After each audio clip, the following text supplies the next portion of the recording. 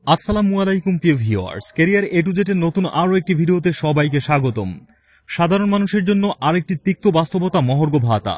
তো ভিউয়ার্স, আজকের ভিডিওটি খুবই গুরুত্বপূর্ণ হতে চলেছে। অনুরোধ থাকবে ভিডিওটি না টেনে সম্পূর্ণ ভিডিওটি দেখবেন। চলে যাচ্ছি বিস্তারিত আলোচনায়। সম্প্রতি সরকার যে মহার্ঘ ভাতা ঘোষণা করেছে তা শুনে দেশের লাখো সরকারি চাকরিজীবী হতবাক। কারণ এই ভাতা কার্যকর হলে বাস্তবে কর্মজীবনে ইতিবাচক কোনো পরিবর্তন আসবে না, বরং আরও হতাশা বাড়বে। বর্তমানে দ্রব্যমূল্যের যে চিত্র, সেখানে ১,০০০ টাকার মহার্ঘ ভাতা যেন কৌতুকের মতোই শোনায়। চাল, ডাল, তেল, বাসা ভাড়া সবকিছুর দাম দ্বিগুণ হয়ে গেছে, অথচ সরকার ঘোষণা করল সর্বনিম্ন মাত্র ১,০০০ টাকার মহার্ঘ ভাতা।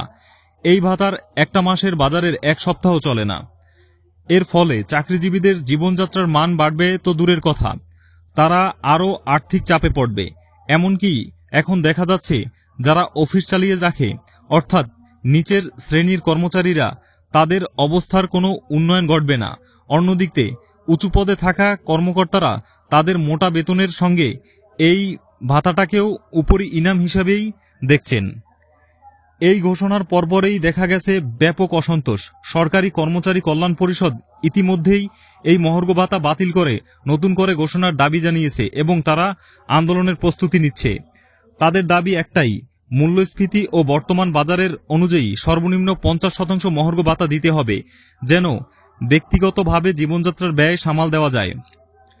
অনেকেই প্রশ্ন তুলেছেন, অর্থ উপদেষ্টার কিভাবে এমন একটি অবিবেচনা প্রসূত ভাতা ঘোষণা করলেন।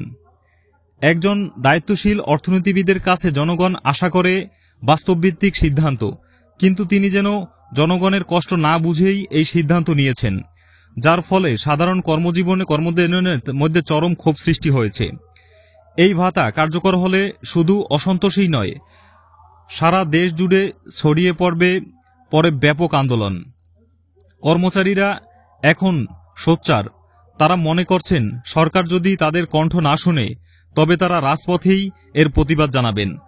তবে এই মুহূর্তে পরিস্থিতি সামাল দিতে হলে সরকারের উচিত হবে দ্রুত ভাতার হার পুনর্বিবেচনা করা এবং কর্মচারীদের প্রতিনিধিদের সঙ্গে বসে আলোচনার মাধ্যমে একটি গ্রহণযোগ্য সমাধান বের করা। সরকারি চাকরিজীবীরা কোনো বিলাসী জীবন চায় না, তারা চায় ন্যায্য মজুরি, ন্যায্য ভাতা এবং সম্মানজনক জীবনযাপন। তাই বলাই যায়, মহার্ঘ ভাতা নিয়ে সামনে আরও উত্তেজনা তৈরি হতে চলেছে। জনগণের কষ্টকে মূল্য না দিলে সরকারের ওপর মানুষের আস্থা কমে যাবে, আর তার প্রভাব শুধু প্রশাসনে নয়, রাজনীতিতেও পড়বে। এই ভিডিওটি নিয়ে আপনার মতামত কি? আপনি কি মনে করেন ৫০% মহার্ঘ ভাতা যৌক্তিক? নিচে কমেন্টে জানিয়ে দিন।